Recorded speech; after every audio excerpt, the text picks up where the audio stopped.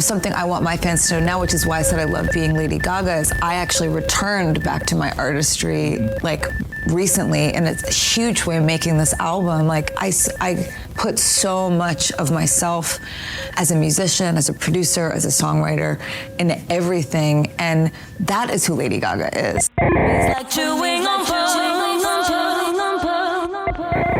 Hi, Tom. Hi, Patrick. I'm Patrick. And I'm Tom, and this is Chewing on Pearls, the show where we dissect and decipher Lady Gaga's chameleonic career and its impact, one pearl at a time. So, we're back. We are so back after a little hiatus, and today we're discussing official criticism of Mayhem, Lady Gaga's 7th studio album. If you were unaware. Yes. And there's been plenty of discourse, plenty of official criticism. On Metacritic, the review aggregator, Mayhem is currently sitting at a score of 83 out of 100, with 24 published reviews, 23 positive, 1 mixed, and 0 negative, making this Gaga's highest scoring album on that site. Period. So I guess what we're going to do is just read a sampling of takes from music journalists, across the media interweb. Let's get started.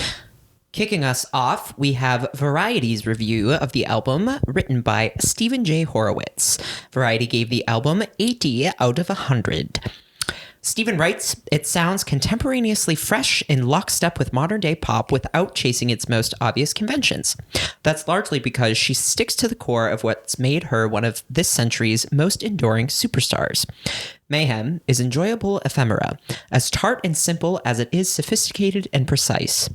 The album is a recentering of sorts, a reminder that beyond all the artifice and intellectualism of her catalog, Gaga is at her best when she boils down ideas to their tastiest kernels. Mayhem isn't unnecessarily overthought or ornate. Gaga sounds unencumbered, free from the lofty expectations that both she and her audiences have placed on her." What I love about this is that we were right. We were so right. We were so right. I mean, as early as, a year ago, hearing her talk. And we've talked at length about that Chromatica Ball tour film premiere and how she was talking then. I feel like this is just one of many reviews where they kind of tap into this idea that she is unencumbered and free from lofty expectations, and that this project is not unnecessarily overthought or ornate. And I think it comes across in the music because it's objectively true, but also it's maybe one of the only times that the general public understands the connection between what she is saying about the album and how the album actually sounds. Totally. Like, there hasn't been some insane statement where people are like, she's just saying that to get sales or something. Right. She's not talking about birthing a new race of non-prejudiced beings on GOAT. Right. She's not trying to create a new genre of multimedia or modality of making work. Yes. As she was talking about during the art pop era. And I do love that he wrote that she's at her best when she boils down ideas to their tastiest kernels. I think that's true. And I think that is at the core of everything she's done ultimately, but it's also that she's taken that kernel and expanded upon it. But perhaps Mayhem is the most, succinct of her works so far. For lack of a better word, it's just kind of, again, it's not overthought. And I love that he also wrote it's as tart and simple as it is sophisticated and precise, because that's what Gaga pop is. I think, unfortunately or fortunately, it's also what a lot of pop is right now because of her influence. Right. It's this high-low thing happening. Good pop music requires there to be this kind of higher brow element. And he says that it's in lockstep with modern day pop, but it's she created modern day pop. Right. And I think that's what's missing a little bit from this review, but we're scholars, so. We see you, Stephen. Yeah, thanks, Stephen. The next review from the LA Times by Michael Wood. The LA Times gave Mayhem a 90 out of 100. Michael writes, the enormous success of Die With a Smile, her plush throwback duet with Bruno Mars, suggested that she's viewed at age 38 as having reached the adult contemporary phase of her career, never to revisit the edgier dance pop of her youth. Mayhem puts the lie to that idea. Brash, squirmy, full of detailed grooves and expertly crafted hooks, it's a winning reclamation of her trademark sound, her best since 2011's Born This Way, and precisely the album you'd want her to drop before headlining Coachella, as Lady Gaga will do next month. In mere weeks. Mere weeks, which is spooky, and I can't agree more. Yeah, Michael really nailed it when he said that it's detailed grooves and expertly crafted hooks, a winning reclamation of her trademark sound, her best since 2011's Born This Way. I agree. Full stop. I agree. I think it's like just so puts all of her talents on display in this like perfect way. And I think, yeah. It's a real great example of her understanding of songwriting and production, but also still without sacrificing like any of the Gaga-isms that make her who she is. Right. But also showing them in this like with the ability to be playful and like play with past ideas, still like presenting them in this more like matured and like less frivolous way, I think. Yes. And I do think it's interesting that like the nod to kind of the adult contemporary phase of her career, because adult contemporary as a genre, I think is just like silly and funny. Yes, totally. But B is kind of true in the way that like people automatically make assumptions about women artists of a certain age having to, I don't know, appeal to a more conservative. Yeah, just dial back. And I think she successfully does that on this album while still maintaining her artistry. And like, like a 38-year-old singing about being a bad girl is objectively funny. And there's something, I think the through line of all of it, whether she's doing Hold My Hand on the Top Gun soundtrack or like freaking Killa, is the belief in it. Right, the commitment. The belief and commitment in the performance is what is the through line. It's not about her like recreating anything she's done before. It's about her using the skills she's always had and believing in what she does as she always has. And that's like what makes it good. Like it doesn't have to be so formulaic. Right. It's like when an artist has skills and they believe in those skills and they use them in a way that they believe in them. It's good. It's like the end product is good. Yeah. It's kind of like simple math in a way. Interestingly enough, too, Gaga's birthday is right around the corner. She'll be turning 39. Hey, Gaga. Hey, happy birthday. Happy birthday. But I do think that there has been kind of this talk online of people being like, wait, Gaga's only 38? Yeah. Because people think she's much older because her career, like from the jump, she was so wildly successful at such a young age that people automatically assumed she had to be older than what she was. Right. People because are like, Just Dance, I was like in college or high school, or I was in like fourth grade when that came out. And it's like they can't understand that she like served so hard at 21 or 22. Right. There's always sort of been this discourse. I mean, it's definitely heightened now with this release and with her being a little bit playful on this record, I think, like this conversation around her age. She also has been really painted and like showing her beauty in like such a clean way during this era. So I think people are like looking at her face in a different way. But I don't know. It's always been a conversation. I remember when she came out, like people thinking that she was way older than she was because of her the makeup she was wearing, or like, I don't know. She's just such a chameleon in that way too. Yeah. And sonically, as we have heard on Mayhem. Moving right along, Slant Magazine drag them.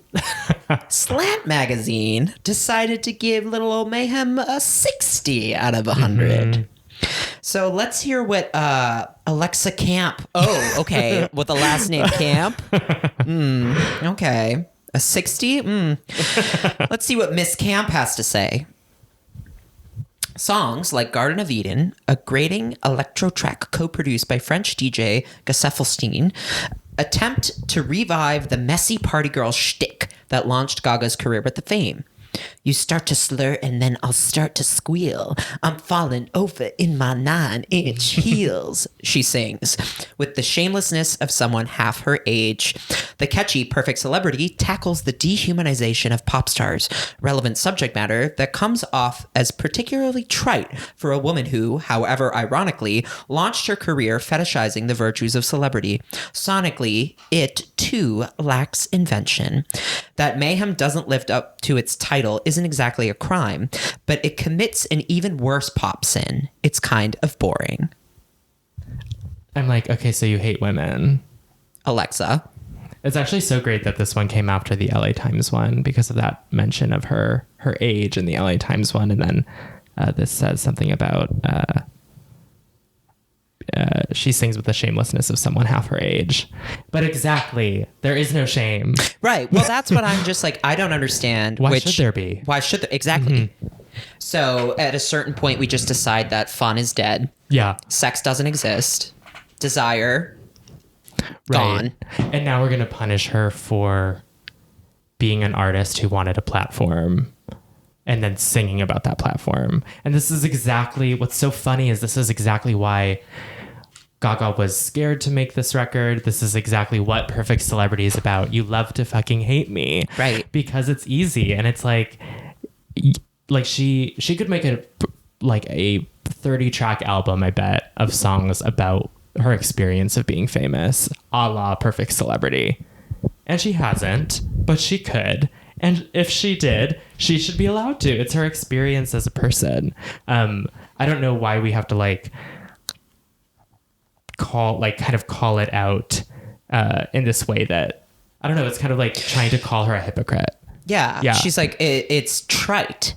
And I'm like, I think it would be worse if Gaga didn't have the self-awareness to even acknowledge that there's some humor in that song. Totally. Like, she gets it.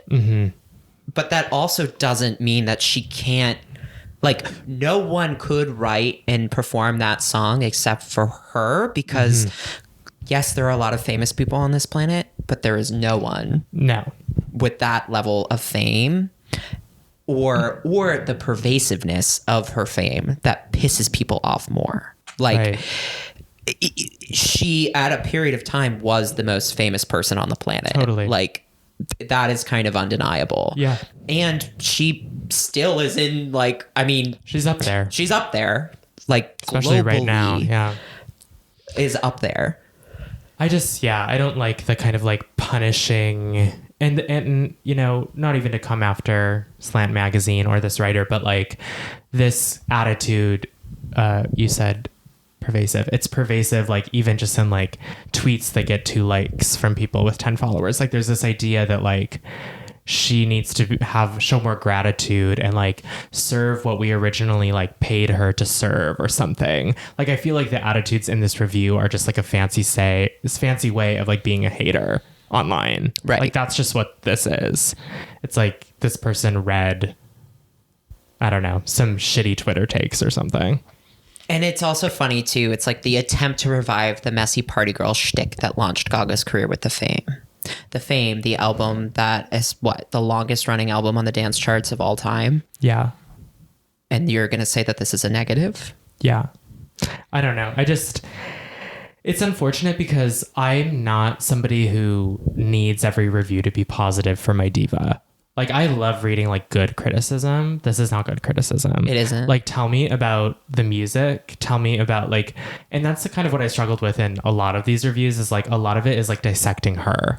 Right. And I'm like, tell me about the music. And I know that, like, the context of her music is important, but... We do this so often to the women in pop, especially. It's like everything has to belong to this lineage, and it either has to be a total success or a total flop, and it's how does it compare to the last thing and the first thing she did, and how fast can we take it away?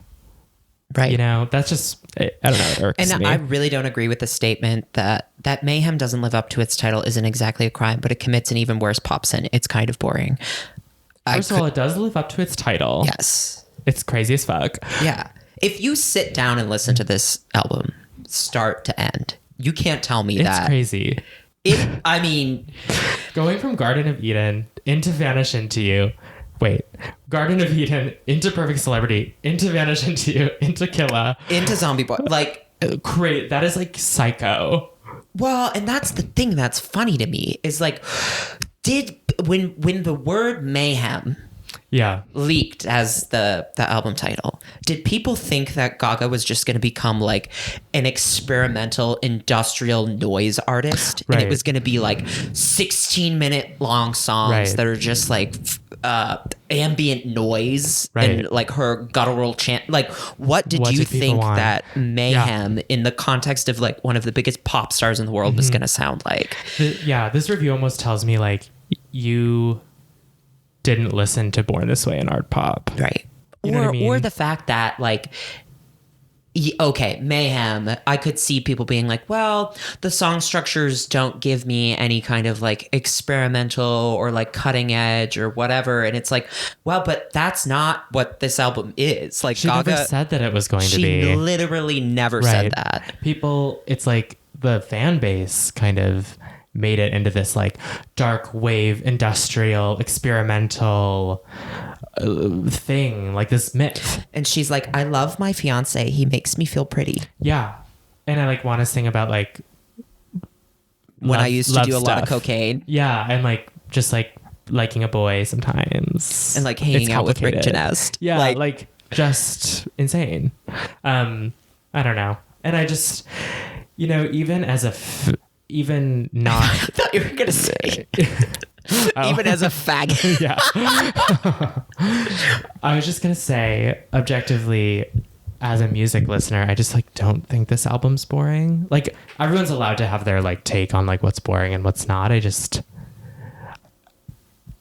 you know, especially how like front loaded that like first 4 tracks. Yeah, I don't even think How is that I don't boring? think any of the tracks are boring. No. I get that it like slows down. Right. Or if maybe there are some like choices that you are maybe not as strong as More other choices or whatever, but like predictable, yeah. I wouldn't call anything sonically boring on this album. Crazy. Anyway, the New Yorker review was positive, did not do a numeral ranking, and it was written by Rachel Syme. Mayhem, despite its entropic title, is at heart Gaga's happiest record, and that it feels at long last more like a celebration of her myriad talents than like another contested way station on her long march through the zeitgeist. Mayhem is, it must be said, a project full of self-citation. It is new Gaga music that channels old Gaga music, pulling from a bag of tricks that she has arguably helped to define. Nonsensical chanting, syncopated, buffeting choruses, and songs that critique the insidiousness of fame, among them Perfect Celebrity, a grungy kiss-off that Gaga has described as the most angry song in her catalog. Somehow, Gaga's rummaging through her own past for inspiration, alongside her main producers, Circuit and Andrew Watt, has yielded the freshest collection of songs she has released in years. Perhaps her past has undergone enough mitosis to morph into future originality. Or perhaps, as we careen toward another possible recession and whatever further chaos the current administration will inflict, we are ready for big, juicy, showy hooks again, the kind that overwhelm the brain with dopamine and the hips with a need to move. Rachel, you will always be famous. Yeah.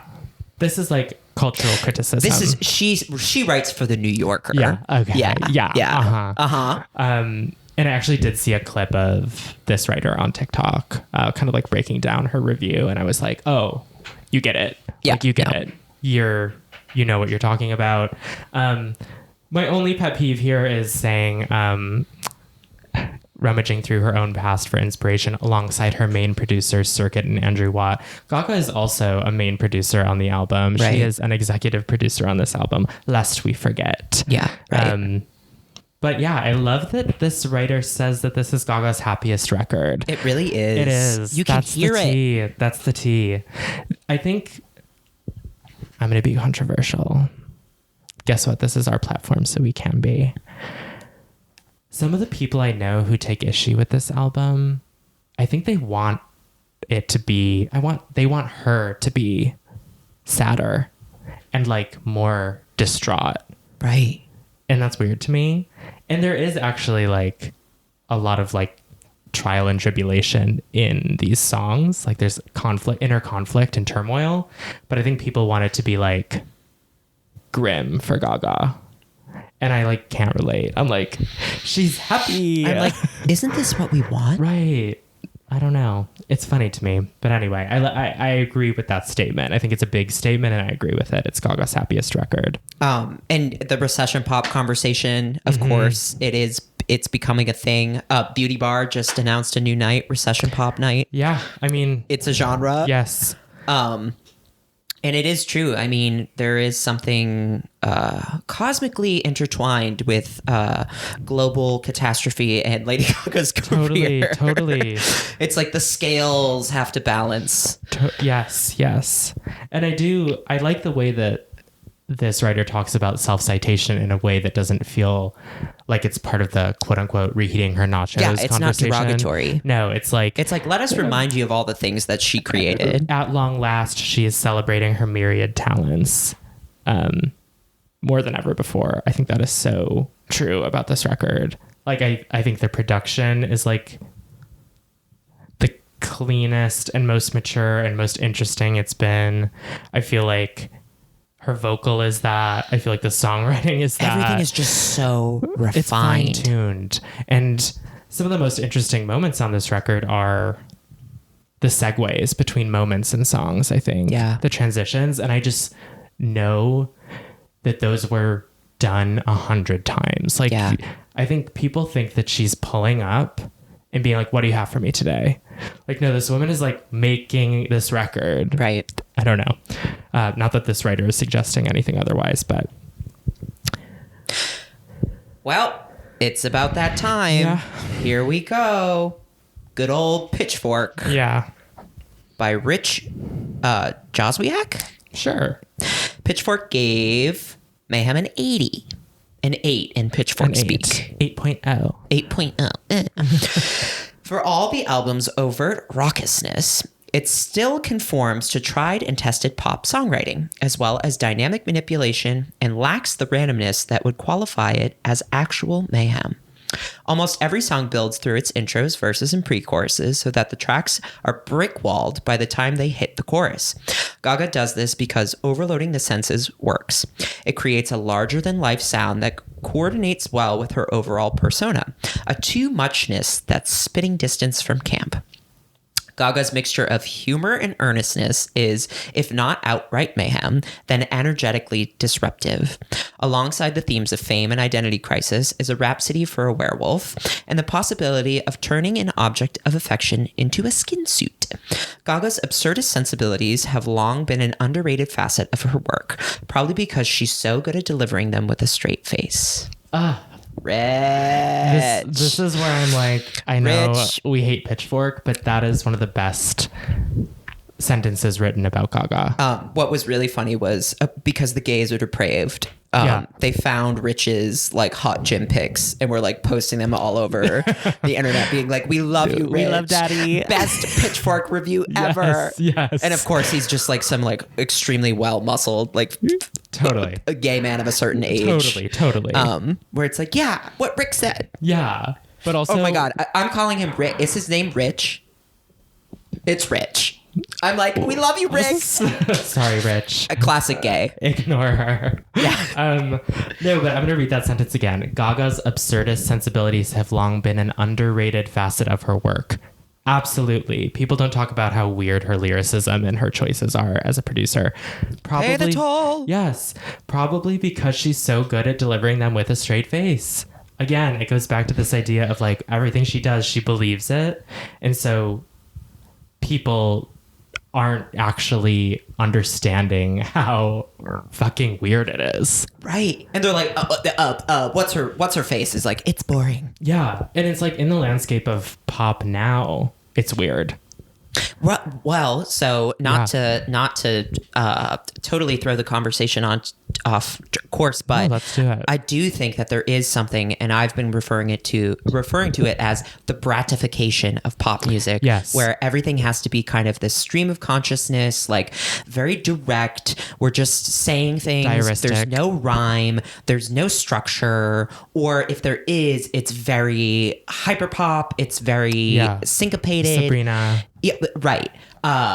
No, this is just like pop music. Mm-hmm. There's like a chorus, a pre-chorus, a verse, a bridge. Like, and I do think it's notable that a lot of the songs on the album start with either the pre-chorus, the refrain, or the chorus. Yeah, classic Gaga stuff right there. It's like that is like pop 101. giving you a taste of what you're going to hear later so that when it hits the second time, You are going off. you're going off, and also giving it that moment so that instead of it hitting 3 times in the song, it hits 4 or 5 times in the Right, song, right. which is genius. And I also think that Gaga kind of like, I relate to her in this way. I think she is an artist that functions well with parameters. If Yes. you took parameters away, we would never get music from her because she would be working on it forever. She'd be lost. Like having that structure to a pop song like this is like, it's almost like she's writing the story of what pop music is still. Well, she because told it's changing, us- and she's like, no, this is pop.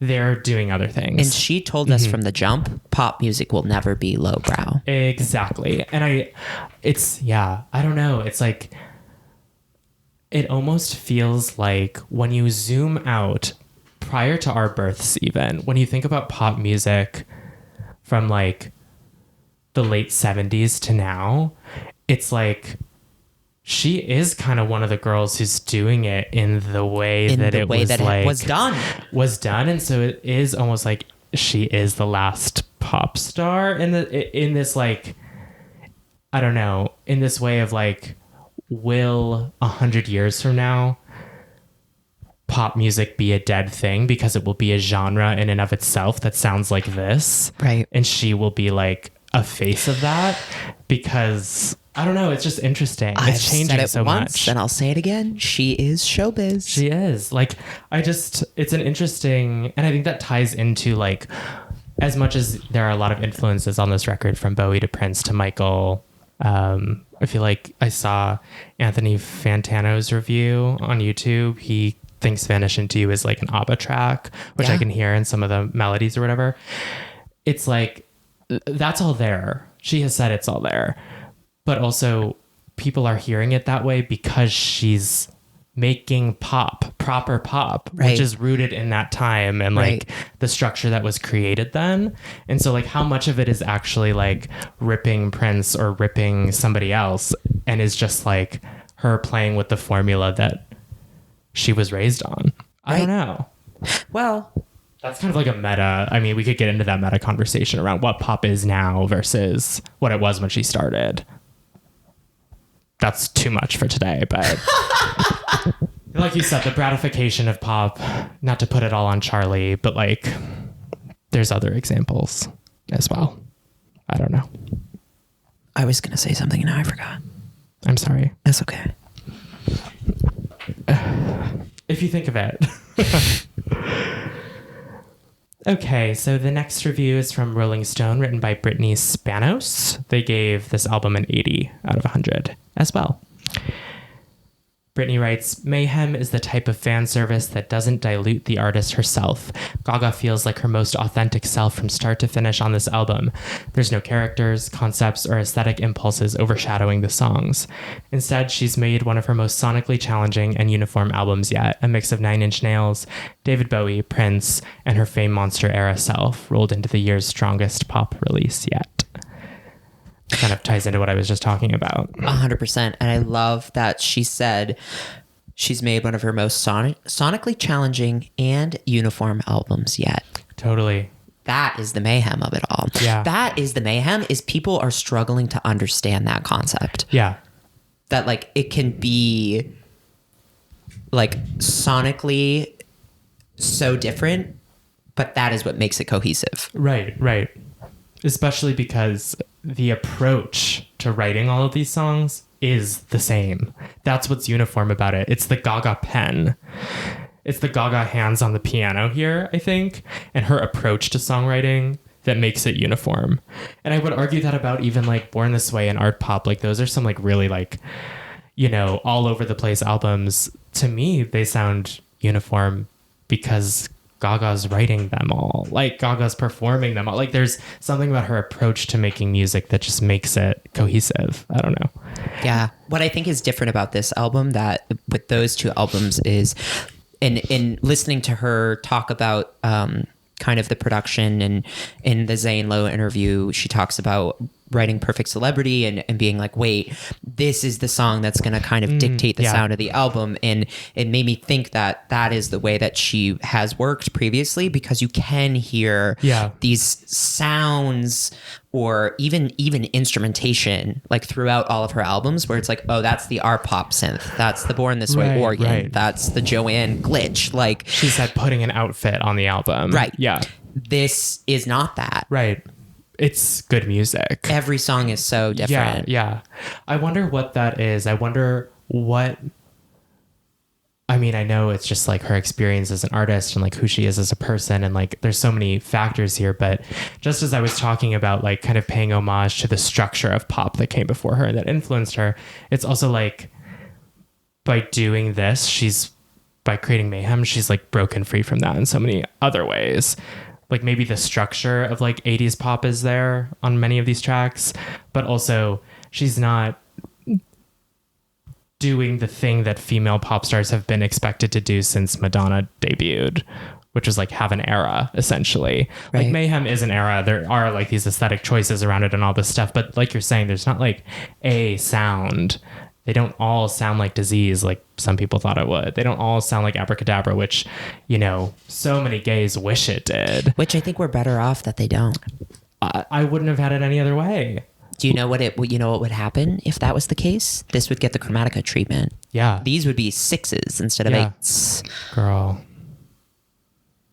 I think what Chromatica... I think the consistency of Chromatica and its sound was important for Gaga to tell a story. Like having that like kind of consistent background to what she was singing about made the like kind of narrative story about healing come through a little more. Here, I feel like by disregarding that, she's like able to tell us more stories. Totally. But I also disagree that there aren't like characters on this album.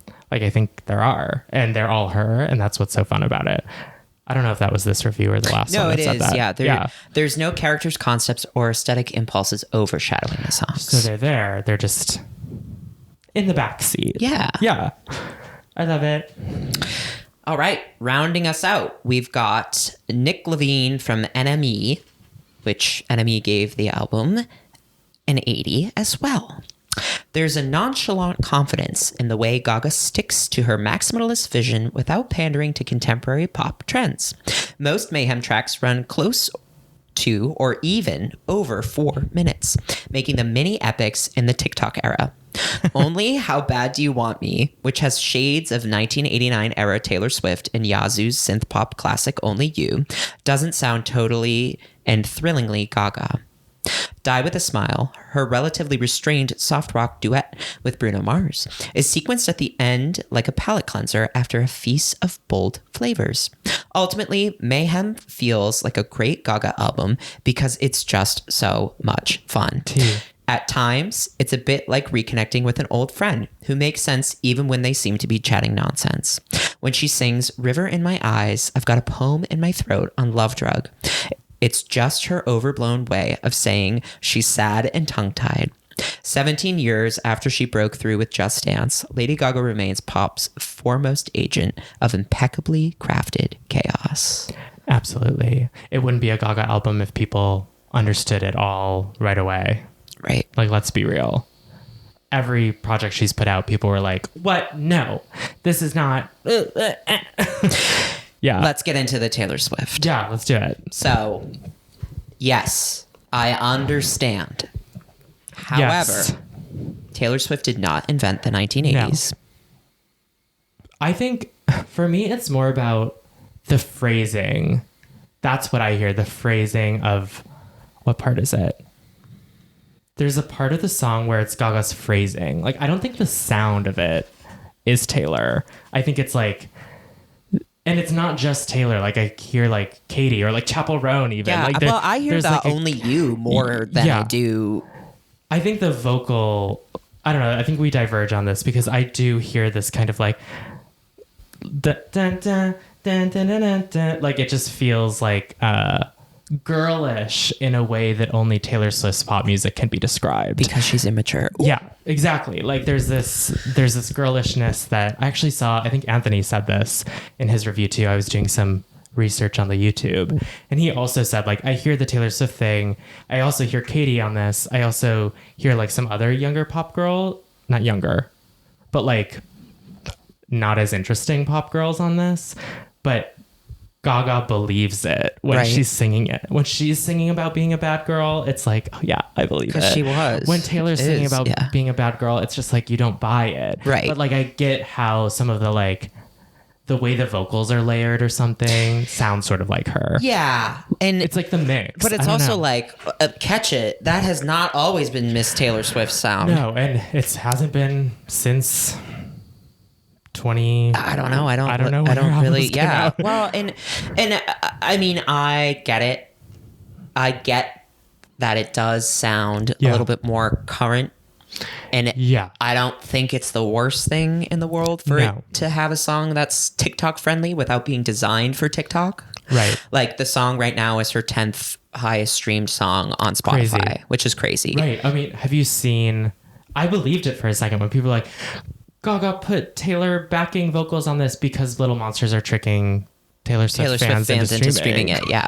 Which is so funny. Which is funny. And Shout out to Brazil. You know that came from Brazil. Yeah, like, I really don't want to be like one of those pressed people because I'm not a Swiftie. I don't want to be one of those people who's like so mad about the comparison because I do hear it. But I am kind of like, let the girls live. Right. Well, to me, I hear because it, but Taylor made a song that sounded like Gaga, which she could never, by the way. People would be like, she's paying homage to Mother. I do think that Gaga is like... See, the thing is Gaga likes Taylor. Yes. She does. She said, I'm down bad at crying at the gym or whatever. We all make mistakes. Yeah, it's okay. She's a millennial. Okay. She's a millennial. It's fine. It's fine. But what I was going to say about this song is like when I heard it, I feel like it is in the vein of like super saccharine Gaga pop, like AA, like Love Me Right, which put some respect on that Target exclusive track. You do love... I love Me Right. You do love you a Love Me Right. I have the audio file saved on my phone. Kooky. I love it. Like not even on as like a local file on Spotify, just the MP3, just like the raw file. Go into files to listen to literally. it. Yeah. But I also hear, and I know I said this to you and you were like, I don't know if I buy it, but I also hear like Fashion of His Love. Like the songs don't sound the same, but it is that kind of like... It's the way she's singing. Super like I 80s. never was that kind. Yeah. Yes, that pop saccharine like... Totally. Like, just let her make a fucking bubblegum pop song. Totally. On an album called Mayhem. Yeah. And then I did, like, listening to her on Las Culturistas, which was an incredible interview, and her talking about how she almost didn't want to put it out because it felt too pop. Right. And she was like, this doesn't feel like me. And being like, I didn't want to put Just Dance on the record because it felt too pop, which is funny. And then you think about other songs she has that are even more pop than that to me. Right. And both of those. So it's funny like what her relationship to that sound is. Like I wonder what that really is. And it's funny that like the album's been out for 3 weeks, and I remember week 1 people were like, this album has no skips, and then they were like posting screenshots where they deleted How Bad Do You Want Me off the track list. Now How Bad Do You Want Me, everyone's like, wait a minute. It has grown on me. I was kind of like ranking, if I had to rank them, I was like, this is my lowest. It's not anymore. Growth. I'm like, something has replaced the bottom spot. Wait, and I won't say what it is. What's the bottom spot? I'm not going to tell you. Should we be vulnerable? Drag me. Should we be vulnerable? Should we give our bottom track on May? Yeah, let's do it. Okay. Should I go first? Yeah. I feel like I know what you're going to say. But go ahead. What do you think I'm going to say? I think you're going to say Perfect Celebrity. No. I felt like you weren't feeling that track. What are you going to say? Well, it's only because I'm not feeling it as much because I kind of start the album at Vanish Into You and then play through. So it's the last song that I hear. Closer. Yeah. Die with a smile. Ooh, okay, well. Okay, but only because I don't really buy that it was originally on the album. And Right. B, we've had it for so long, and it feels like it's its own thing where it's like, I love that song not so. counting it, though. Yeah, okay. What is your least? The Beast. Me too. Eek. Okay. Okay. Yeah. Okay, we're good. And We're it's good. not because I don't like The Beast. It's the least interesting to me, but her vocal performance is incredible. Her vocal performance is stun. I hope it gets a sickening live treatment. Me too. I'm thinking like kind of like Paper Gangster Fame Ball vibes, or like Bloody Mary, the Born This Way or Ball like mixed vibes. into a different, like an older Gaga song. Like I feel like it has so much potential in that setting. Doing like a crazy like pole routine, or like strip like something erotic and like horror tinged. I do I do like, and I know that Gaga said like this is why in like 50 years you'll have a vinyl that has a song that is not on streaming. Right. But I like the unreleased tracks to me are better than The Beast. Beast, and that's okay. That's okay. It like makes sense in the run of the album. But I understand why The Beast is on there. Me too. And I also understand the thing that really sold me on How Bad Do You Want Me, because it wasn't one of my faves initially, was just like where it is on the album is perfect. Yeah. And so listening to the album through multiple times, I was like, by the time I got to that point, I was like, this feels like needed. It's like perfectly placed. And The Beast, I don't know. Yeah. I feel like I listened to Vanish Into You through Don't Call Tonight the most. Don't call tonight. Which, this is, now that episode, we're completely off track now, but here is my theory. I know we haven't really talked since we did the last one. Well, I mean, I guess we are talking official criticism, and who are we but official critics? Hello. My theory with Don't Call Tonight, it's about her father. I know. And you her did tell me relationship with her this. dad. When I look in the mirror, it's your eyes. It's or your whatever. eyes. Driving home to your favorite song. Scream so Driving loud. home to my favorite song. Don't Call Tonight. It's not because you care. No, it's not. Maybe it is about her dad. I really do think it is. Their relationship is definitely strained. Yeah. And she kind of alluded to that in some interviews where, not him directly, but she's like, you know, I don't tell you everything about my life. And like the things that I do tell you, I try to tell you the positive. But there's some shit that's gone on in the past couple years that I haven't really told anyone. Yeah. I'm so happy for her. I know. In that way. I'm like, be private. You deserve it. And also, like, we all have, you know, families are families. Like, people go through things. Just because you're a famous person doesn't mean that, like, you don't have challenging moments with your relatives or, you know. And I also know her. I feel like I know her in this way where I'm like, I feel like if she did have shit with him, it's not like explosive, I don't talk to you or look at you. Right. It's like, it's like things have changed. It's but disappointment. love you. Yeah. Yeah. Mm-hmm. Like she's not like, I don't think it's that messy, but who knows? Okay, so overall, what did you think of the Mayhem criticism? Not just from what we've reviewed, but like other official outlets. Yeah, I'm pleasantly surprised. Me too. And you know what? If Mayhem comes in at a high B+ to the critics, I'll take it. That's like kind of goal placement for Gaga work, because it does it. If it was like an A+, I'd be worried. Me too. Like that's not who she is. That's not like, she's not understandable or palatable right away. Right. But generally I liked a lot of reading. I mean, a lot of the reviewing, of course, is like redundant, and I've read so many of them.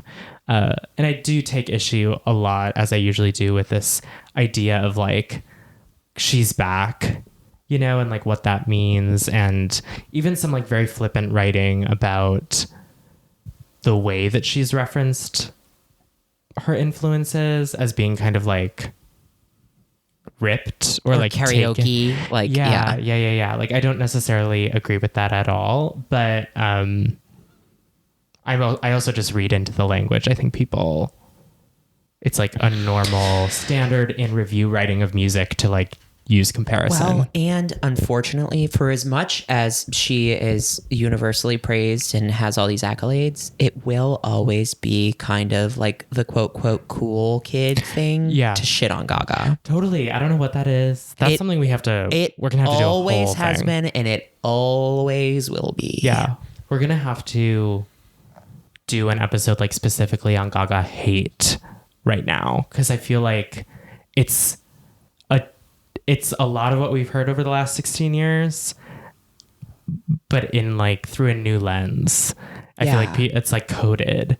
Like people know she's a living legend, so they're not like coming after that anymore. But it's like this kind of jaded, passive aggressive way of being like, well, she's not as original or as interesting as she was. Like we've always said, Gaga is a mirror. So whatever it is that you're seeing in her so that Slant you don't... Magazine, you're boring. Yeah. Whatever it is that you're seeing in her that you don't like, maybe it's making you look at yourself a little bit.